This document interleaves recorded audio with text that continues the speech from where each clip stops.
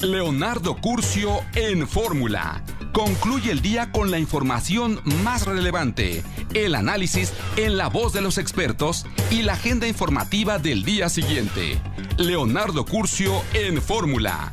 ¡Comenzamos! Leonardo Curcio en Fórmula. Buenas noches, saludo con gran cariño al auditorio de Telefórmula que en este momento se enlaza con los trabajos de esta emisión. Agradezco a quienes siguen a través de la radio y por supuesto las plataformas de internet. Hoy murió Andy Fletcher, teclado digamos, el hombre del teclado de Depeche Mode, el actor Ray Liotta y también Alan White, baterista de la mítica banda Yes. En Guadalajara, protestas y marchas el día de hoy. Esta mañana tempranito, al abrir el periódico, vi un desplegado en sentido contrario al que habíamos visto en días pasados de los poderes del Estado contra la Universidad de Guadalajara. Hoy directamente, bueno, pues la Universidad de Guadalajara pidiendo al gobierno que no se meta, que respete efectivamente la autonomía. Muchas expresiones también de académicos de la Universidad de Guadalajara defendiendo su autonomía. Le comento que pues falleció también de infarto fulminante el marido de una de las maestras asesinadas en Texas. Por cierto, Biden se va a reunir con la comunidad este domingo. Escuchemos un fragmento de una entrevista que hicieron compañeros de Televisa a la madre del asesino múltiple. No tengo palabras para decir, porque no sé lo que estaba pensando. Él tenía sus razones para hacer lo que hizo y por favor no lo juzgan. Yo nomás quiero a los niños inocentes que se murieron. Perdóname. Él tendría sus razones y aquí justificamos todo, en lo cual, bueno, pues allá precisamente, digo, aquí en esta planeta Tierra, una cosa pues difícil de entender, pero bueno, tampoco se va uno a poner a argumentar sobre lo que dice la madre de un homicida múltiple. La Secretaría de Relaciones Exteriores insiste en que no hay connacionales confirmados entre las víctimas del tiroteo. Sorprende, pues son comunidades binacionales, todas estas, que no hubiera algún mexicano. En cualquier caso, se lamenta por igual el que hayan muerto americanos o mexicanos. En el Congreso de la capital se discute un proyecto de ley que cercena el Instituto Electoral de la capital y además se hace con toda nocturnidad, sin que haya habido un debate previo. Se ha hablado más en la ciudad de enchular las colonias que de si van a modificar o no el órgano electoral, eso sí, a espaldas del soberano. La Fiscalía General de la República apela a la decisión de no imputar a los abogados cercanos a Scherer. Matan al titular del DIF, a un titular del DIF en un municipio de Veracruz. Sigue la violencia en aquella entidad. El presidente de la República dice que hay un boicot para culparlo a él de lo mal que funciona el sistema aeroportuario de la capital. Bueno, platicaremos por supuesto del tema. Sigue deshojando la Margarita, si asistirá o no a la cumbre. Hoy, por cierto, Ken Salazar lo volvió a visitar en Palacio. Pero escuche usted y a partir de ahí deducirá si mañana va a ir o no va a ir. Ya es un conocido, casi como si fuera un tío nuestro, el presidente. Ya podemos anticipar su comportamiento. Esto dijo sobre la definición, sobre la invitación. Vamos a definir ya la situación sobre la cumbre mañana. Es probable, porque estamos valorando una serie de... ¿Qué factores está valorando para tomar su decisión? ¿De qué depende? Depende de que inviten a todos. Esa es otra cosa. El hecho de que no quiera ir, que no vaya, pero que no se excluya a nadie. Ya ayer me llegó la invitación. Pues si no hay problema, yo creo que sí. O sea, creo que sí. Mire, pues creo que sí. Igual mañana dicen, entonces sí voy a Los Ángeles. Y bueno, habrán surtido efecto tantas visitas, digo yo, de Ken Salazar. Me permite que hagamos una breve pausa. Volvemos. Seguimos con la información. El día de hoy se presentó, bueno, hubo dos presentaciones, un libro de Nos queda la palabra de Enrique Márquez y también un esfuerzo, ¿no? Un espacio para las nuevas inteligencias sociales, el pensamiento crítico. Doctor, bienvenido, buenas noches. Leonardo, buenas noches, muchas gracias. Empecemos por esta idea del pensamiento crítico y de un espacio para nuevas inteligencias que se ha presentado el día de hoy. ¿De qué estamos hablando? ¿Cuál es la idea, doctor? Mira, la idea es participar en el impulso de un debate articulado, ordenado, no rijoso, una discusión pública sobre temas que no estamos teniendo. ¿Por qué razón? Pues porque está viciado el ambiente político en torno de lo que debiera ser un debate en un país que enfrenta procesos muy intensos de carácter político y social, y un país que está en el mundo y en un mundo también con una transición difícil, pendiente de definiciones. Entonces, el debate está, iba a decir pervertido, pero eso es una exageración, está enrarecido. ¿Por qué? Contaminado. Oye, ¿por qué contaminado? Si aquí solo se manda al carajo al que no piensa como uno, lo llaman vendepatrias o sabrá Dios qué otras cosas. Sí, mira, la discusión pública dependía mucho de una comunicación política en donde los medios tenían una centralidad, en donde la prensa, mejor dicho, tenía una centralidad. Esa centralidad se pierde cuando aparece la tecnología en el periodismo, y eso contribuye desde luego a un enrarecimiento, en tanto que la aparición de la tecnología en los servicios de información atomiza esa centralidad que tenía la prensa tradicional en países como el nuestro, centralizados, autoritarios, con sistemas de comunicación social presidencialistas verticales. Aparece la tecnología, aparecen las redes y se enrarece la discusión pública, se pulveriza, se atomiza. Entonces ya no sabemos exactamente de qué se discute y si lo que se está discutiendo no se banaliza justamente por esa estructuración del no debate. Nuestra idea, bueno, pues es justamente ir en sentido contrario, desde un espacio muy acotado, desde luego, pero nos parece que en este momento de México y del mundo tenemos que hacer un esfuerzo por recuperar la palabra crítica. En México y América Latina desapareció el intelectual crítico, el pensamiento crítico, y arribaron los expertos, la cultura del expertise, que iba a decir del opinólogo, pero no me gusta esa palabra, de los líderes de su opinión, como yo les llamo, líderes de su opinión, ¿no? Entonces, estamos desinformados críticamente y ciertamente tenemos un poder presidencial que rearticula la centralidad de la comunicación social y es tan abrumadora y tan eficaz, no lo neguemos, que determina su propia crítica. Yo diría que para muchos, en torno de muchos temas, el pensamiento crítico está atrapado por la mañanera. El país no lo estamos pensando por fuera de la mañanera y bueno, el presidente muy legítimamente puede ejercer su derecho a montar y a echar a andar ese aparato, que ha sido tremendamente eficaz, pero déjame hacer, doctor, de abogado del diablo. Es un debate vertebrado, ordenado, crítico, con recato, sobre todo con respeto, ¿no? Con el ánimo de entender que de vez en cuando uno al escuchar a los otros dice, mira, igual tienen razón, o te hacen ver un ángulo que no habías visto. Pero ¿hay espacio en la sociedad del espectáculo para un debate así? Te lo planteo como abogado del diablo. Yo creo que sí.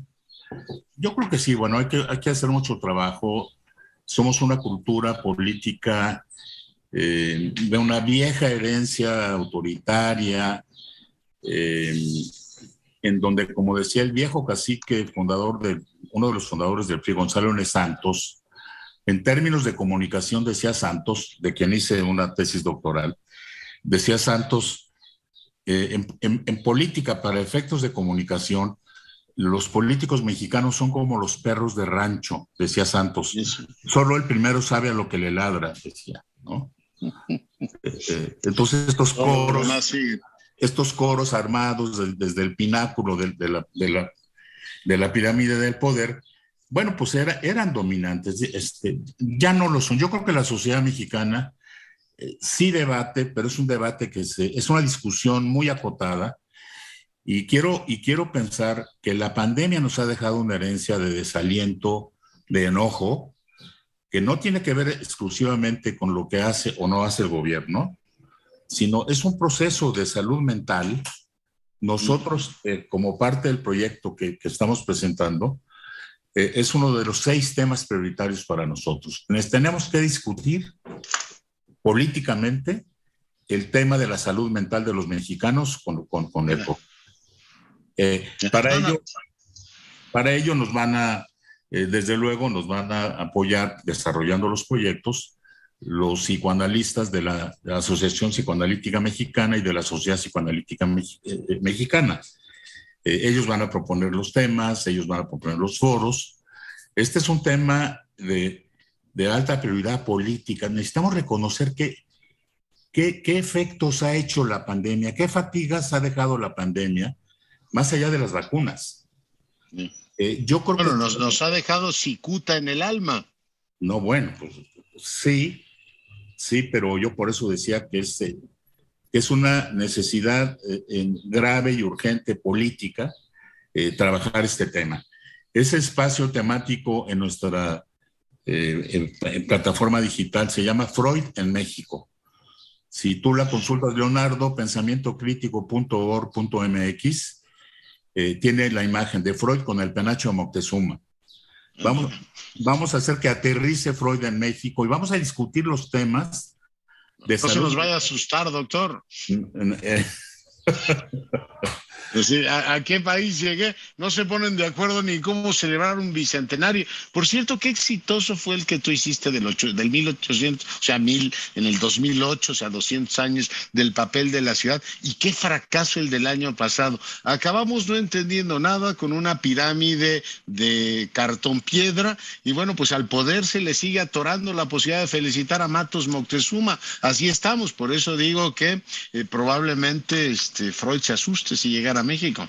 Mira, ya hay un problema dicho desde la perspectiva del historiador.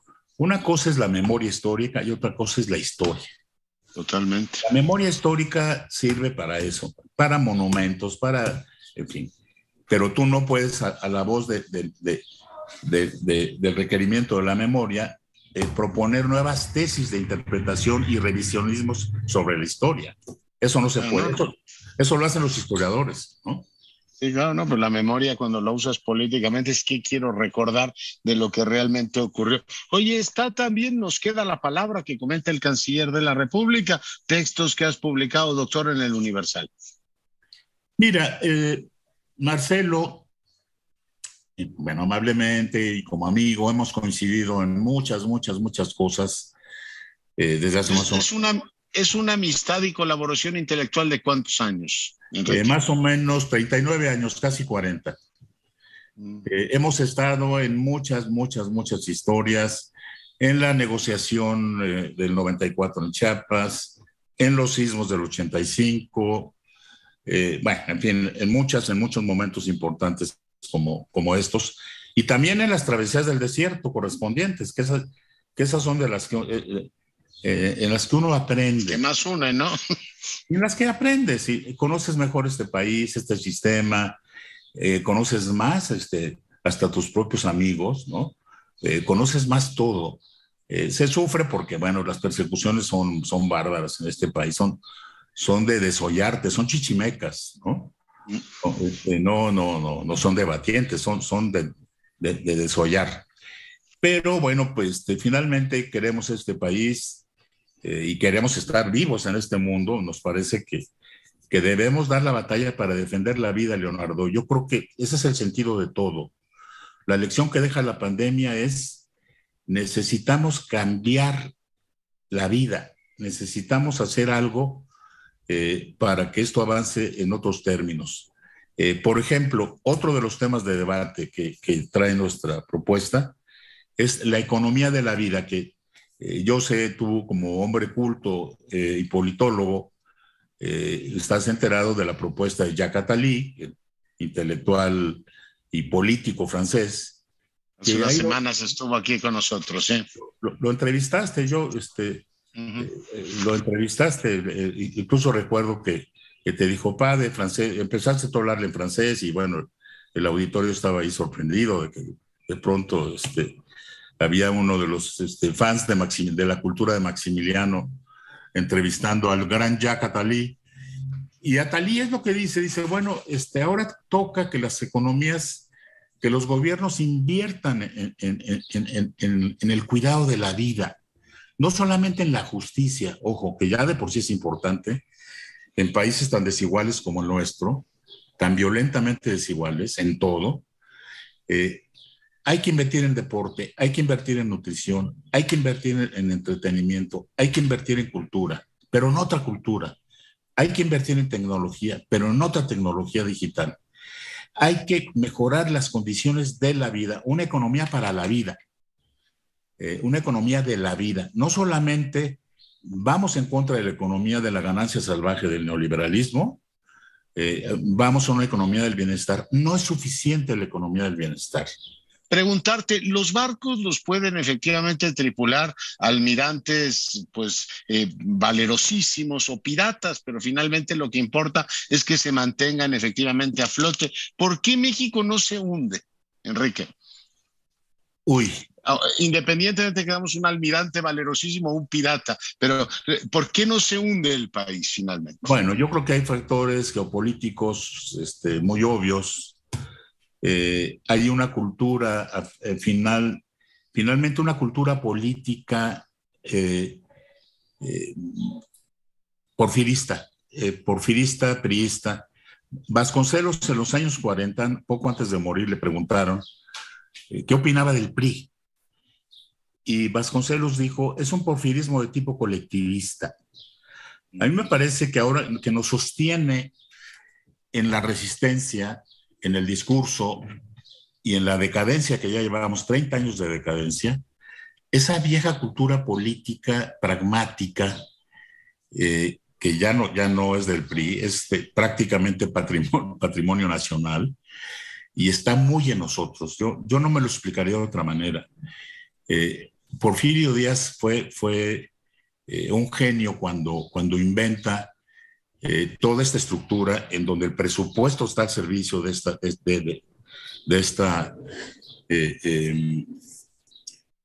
esta sobrevivencia. Los últimos años lo que hemos visto es que se tiende a alterar la idea original de don Porfis, que era que todo el mundo viviéramos del presupuesto. No, bueno, pues ahora ya no hay fideicomisos, ahora ya no hay tantas plazas, y eso le está quitando estabilidad al viejo sistema. Sí, yo veo un país que flota, pero está al pairo, ¿no? Está así como a la deriva y las olas van para acá y para allá, y ahí seguimos. Oye, finalmente, si Plutarco resucitara y te dijera vidas paralelas, Emmanuel Marcelo, Macron de Ebrard, ¿le aceptarías el capítulo o no? No, bueno, va a ser más específico. Está un poco críptica el planteamiento. ¿Se parece Marcelo Ebrard de Emmanuel Macron o no? Bueno, hay una característica que comparten, pero desde luego no. Macron tiene una formación intelectual sólida, muy fuerte. Fue asistente de todo mundo, bueno, de Paul Ricoeur, en su libro Memoria. La memoria le dedica 2 páginas de agradecimiento a Macron, Paul Ricoeur. Marcelo tiene una muy sólida formación intelectual. Yo no conozco a ningún político de ese tamaño, pero pues hasta ahí se acaba, porque Macron es un financiero. Macron tiene ministro de un régimen, puede pero es financiero, tiene mentalidad de números. No, Marcelo tiene mentalidad de Estado. Tiene una mentalidad de Estado, y tiene una muy sólida intelectual. Pues habrá que decirle al hipotético Plutarco que piense en otro paralelo. Sí, seguramente. En otra vida.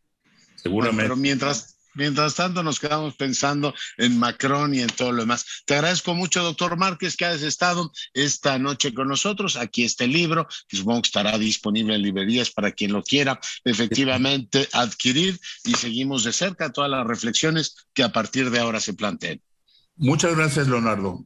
Bueno, y seguimos con la información. Vamos a enlazarnos nuevamente con el doctor Alexander Slichuk. Él, como usted sabe, nos ha estado dando el informe desde la mismísima Kiev de cómo avanza el tema que, bueno, pues nos ha tenido ya 3 meses con el corazón en la mano. Doctor, ¿cómo estás? Buenas noches. Buenas tardes, muchas gracias por invitarme. Bueno, pues te ruego por favor que compartas con el auditorio cómo evoluciona efectivamente el tema. Hay discusiones diplomáticas, la guerra sigue y la vida cotidiana. ¿Qué nos cuentas, Alexander?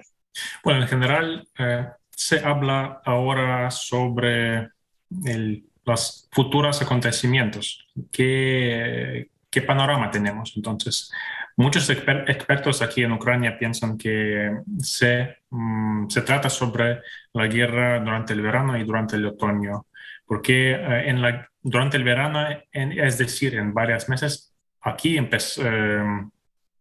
esperamos algún cambio dramático en el campo de batalla que es conectado con la entrega de armamentos, porque por ahora la situación es muy difícil y complicada para Ucrania porque nuestro potencial es más débil que el potencial ruso. Pero se habla sobre algunos cambios durante el verano. Yo creo que debemos terminar esa guerra antes de invierno porque después vamos a enfrentar algunos problemas muy duros económicas y también políticas, porque el Occidente, Europa, necesitará comprar el gas y negociar algunas concesiones con Rusia. Y Rusia, por cierto, va a utilizar la guerra contra Ucrania como una herramienta de negociaciones separadas con la Unión Europea y con el Occidente si la guerra va a prolongarse. Ya, eso es interesante. Ha habido en los últimos tiempos un paquete de $40,000 millones de los Estados Unidos y diversos países europeos se han manifestado. Lo acabamos de ver en Davos por dar más apoyo militar a Ucrania. Bueno, pues en este contexto, ¿están llegando los refuerzos militares a buen puerto o la parte burocrática entorpece el que estas ayudas económicas lleguen al frente, donde tienen que llegar? Alexander. Muy buena pregunta porque eso es clave. Yo puedo decir de forma positiva que sí, están llegando. Y lo que hace el Ministerio de Defensa y el Estado Mayor es que publica algunas pruebas, los videos y fotos desde el frente con armamentos occidentales. Ya sabemos sobre obuses estadounidenses, obuses de Italia, vehículos blindados de Polonia y Australia, los tanques polacos. También se habla sobre los partes de aviones caza Su-25 que fueron entregadas a Ucrania. También esos drones kamikaze Switchblade 300, una tecnología muy complicada y muy necesitada aquí en el frente. Ese armamento llega. Otra cuestión es la cuestión de cantidad y la cuestión de tiempo, porque claro que llega bastante lento, porque todo el armamento llega por aviones a Polonia y después está entregado por terreno, por trenes a Ucrania. Y preguntarte en el plano político diplomático, es la segunda avenida que te pido que nos comentes. ¿Hay alguna novedad? Sabemos que Italia presentó un plan que a Rusia no le parece, sigue habiendo esfuerzos de mediación, que si los turcos, en fin, ¿hay alguna, digamos, luz, algún elemento nuevo en el plano político diplomático, Alexander? Desafortunadamente lo siento que no. Yo de verdad no creo en una solución política estos días, porque eso ahora se convirtió en una guerra entre dos cosmovisiones, más filosófica, más política y más geopolítica. Entonces Rusia está librando una guerra agresiva y por eso Rusia necesita algún beneficio. Ucrania no está listo a ninguna concesiones, es decir, territoriales o políticos. Sí, estamos listos a, por ejemplo, declarar nuestro estatus neutral, pero eso no es una concesión para Rusia porque y ahora estamos un estado neutral. Ucrania no participa en ningún bloque militar y creo que nunca vamos a participar en la OTAN, es decir, en esa situación geopolítica en Europa. Y por eso esa es una cosa muy, muy difícil. Lo que hace Rusia es que convierte los territorios ocupados en sus zonas controladas. Por eso Ucrania ahora está en una situación difícil y lo único que el presidente del gobierno declara es que necesitamos recapturar el control sobre el territorio. Otra cosa que la gente local en aquellos territorios ocupados también no tienen lealtad a las tropas rusas. Y por eso yo no veo la posibilidad por ahora, por lo menos, de solución política de esa guerra, porque en Rusia no quieren negociar la paz. Rusia está lista para avanzar, tiene recursos todavía para ofensiva, y por eso Ucrania lo que podemos decir es protegerse, y por ahora creo que las negociaciones solo duran en el nivel muy bajo sobre el intercambio de prisioneros, cosas humanitarias, corredores humanitarios, pero nada más. Oye, en el plano, digamos, de la información y la propaganda, ¿hay información confiable? Por ejemplo, el número de bajas que han tenido los rusos, se ha contado, se ha dado a conocer mucha información también sobre dos temas, el tema de los tanques que están, bueno, pues en una situación lamentable. Sabemos, por ejemplo, que el tema de este barco insignia que hundieron los ucranianos en Rusia se ha presentado como si fuera un desperfecto mecánico, esa parte de la guerra de la propaganda. Pero, ¿qué sabemos de eso, incluido de la enfermedad de Putin? Se ha hablado mucho en distintos círculos que tiene una enfermedad, que tiene efectivamente... Bueno, en fin, te pido que me ayudes, tú que tienes de primera mano mucha información, a distinguir qué es el grano y qué es la paja. ¿Qué sabemos y qué es propaganda? Doctor. Bueno, en abril... los rusos mismos, ya en sus fuentes oficiales, hablaron sobre las bajas como 15.000 militares rusos. 15.000 rusos caídos, son muchos, ¿eh? Entonces, eso era en abril. Ahora pasó más que un mes, y lo que declara el Ministerio de Defensa ucraniano es 28 bajas rusos. 28.000.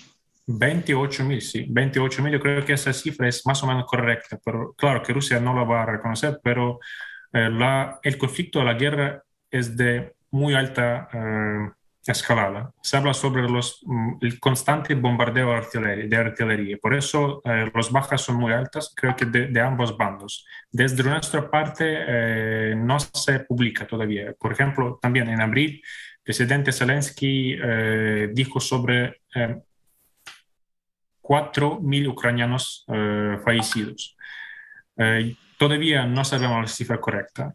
Muchos dicen que por qué el cambio, es decir, es tan diferente en Ucrania y en Rusia, pero lo que yo puedo decir por lo menos que en Ucrania es un país más pequeño. Finalmente te pregunto en el plano, digamos, cotidiano, ¿cómo está viviendo la gente? Sabemos, por ejemplo, que ha habido demostraciones de alegría, como que Ucrania ganara Eurovisión. Entiendo que la ópera de Kiev volvió a abrir. Son manifestaciones de decir, aquí seguimos, este es nuestro país y lo vamos a seguir defendiendo. Pero ¿cómo está el ánimo de la gente, doctor? La gente, yo vivo en la capital y puedo ver que la capital paso a paso se vuelve a alguna normalidad, pero eso solo en las zonas residenciales. Yo veo gente paseando, pero por ejemplo el centro de la ciudad está totalmente cerrado, porque entonces por la tarde la capital se convierte en una ciudad fantasma, porque tenemos todavía el toque de queda desde 11 de la tarde, con calles vacías, con sirenas. Eso es una cosa también cotidiana, pero se abren esos negocios, centros comerciales, tiendas, eso sí. Otra cosa problemática es combustible. De verdad es una cosa dramática y central, porque los precios para el combustible casi doblaron y hay una falta enorme de combustible. Muchos de mis compañeros, colegas, ya no usan sus coches porque no es posible comprar el combustible. ¿Y sabes cuántas embajadas permanecen abiertas en Kiev? Se habla sobre más que 25. 25. Esta información de 2 semanas. No sé por qué ningún país desde América Latina todavía no abre su embajada. Puede ser que ahora alguien ya se abre, pero los países como Estados Unidos, Canadá, Gran Bretaña, algunos europeos ya están aquí. Creo que es la cuestión de tiempo cuando todos van a regresar. Ya es un buen tema porque la embajadora mexicana salió, está en Rumanía todavía, pero habría condiciones entonces para que estuviese en Kiev. Alexander, te agradezco mucho el enlace. Muy buenas noches. Muchas gracias por invitarme. Hasta luego. Hablamos pronto. Bueno, pues ahí tiene usted el informe directo desde Kiev, la capital de Ucrania, el día de hoy, en conversación con usted. Seguimos con la información. Fíjese que leía una nota que acaba de subir la RAI, que está cubriendo pues Brasil. Dice que las elecciones, las encuestas preelectorales, que las elecciones que tendrán lugar efectivamente en el Brasil, le dan una amplia, pero amplísima ventaja, 25 puntos a Lula da Silva sobre Bolsonaro. Aquí el día de hoy se publicó una encuesta, una ampliación de la encuesta de Jorge Buendía y Javier Márquez, en la cual pues vemos que Morena domina para el 24, ¿no? Sea cual sea la quiniela que pongan, todos los careos gana Morena, ponga el candidato que ponga. Si ponen a Claudia Sheinbaum contra Zavala, gana 48-24. Si ponen a Marcelo contra Zavala, 47-25. Si ponen a Claudia Sheinbaum contra Krill, 52-18.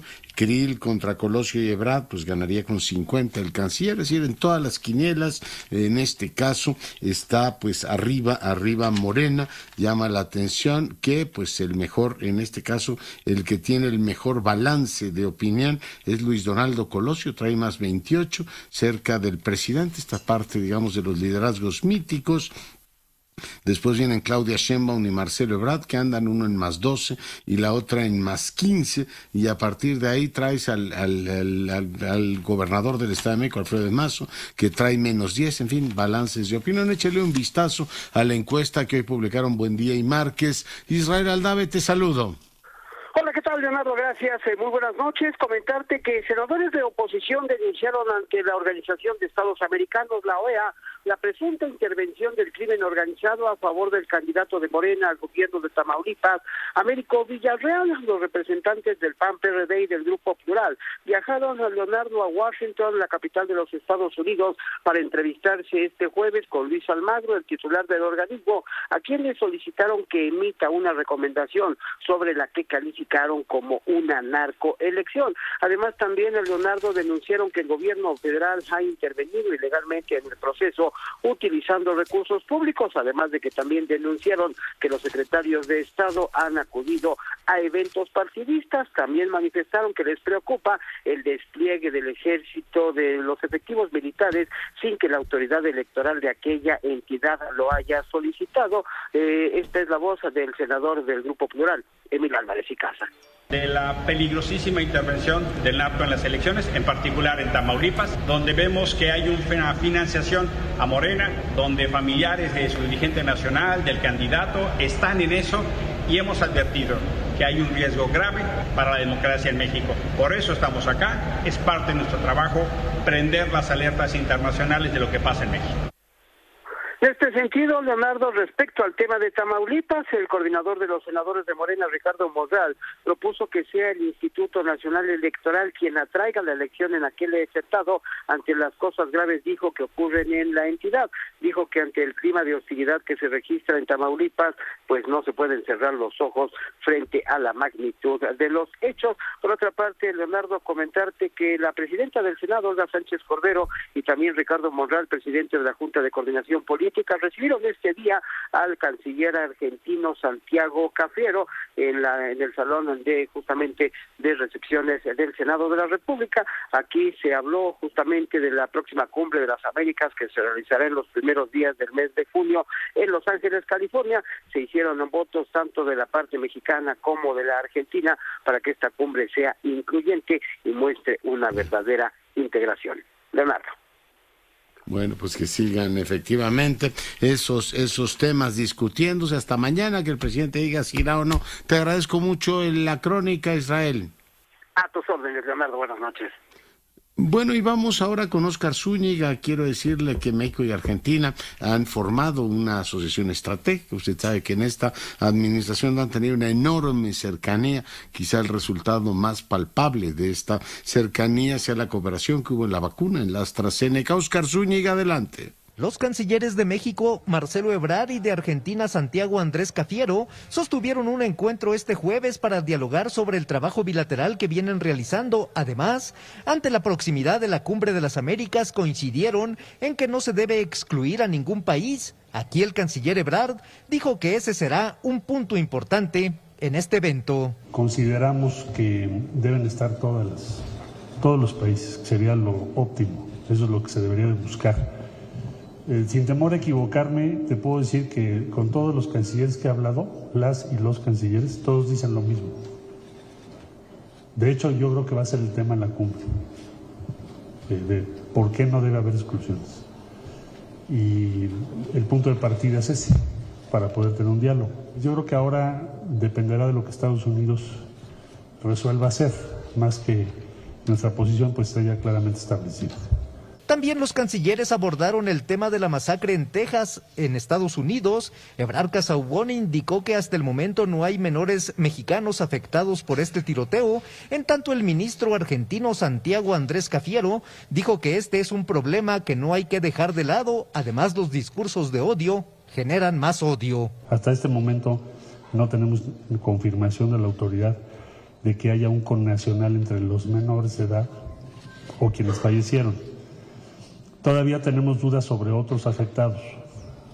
Estamos esperando que nos lo informen. Pero, como ya lo dije, es como si lo fuesen.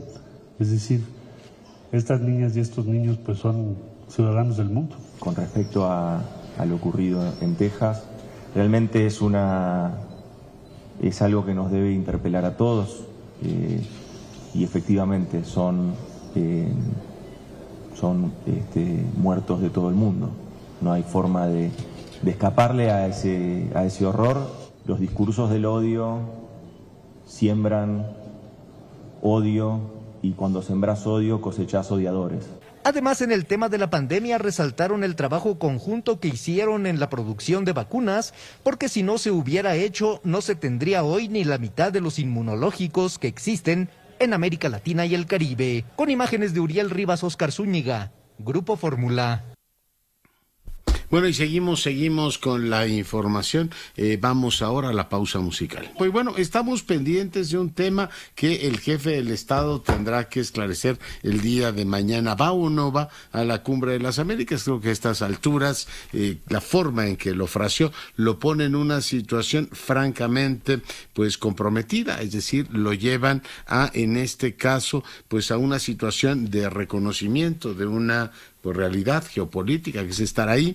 Hoy leía a Emilio Barraza, ya lo estaba, es que como estaba pensando en Chihuahua también, por cierto le mando un abrazo al rector Barraza. Emilio Rabasa hoy decía, pues sí, el presidente puede seguir defendiendo todas las tesis que él quiera en materia de política exterior, incluida la forma en que el sistema interamericano debe organizar sus cumbres, pero lo debe decir allá, y probablemente sea el desenlace. Nos trae a todos un poquito ahí haciendo quinielas de si va o no va. De alguna manera, parte de la polémica que en estos días se ha activado es esa. Veremos qué ocurre. Ya sabemos que no va Díaz-Canel, ya sabemos, los Estados Unidos ha dicho que no van a invitar en este caso tampoco a Venezuela. Hoy le preguntaron, por cierto, Marco Rubio, y le decía, tenemos la conversación ahí más bien el diálogo entre Kevin O'Reilly, el coordinador nacional de la cumbre, respondiéndole a Marco Rubio. A ver si tenemos ese fragmento y que lo escuche nuestro auditorio antes de irnos.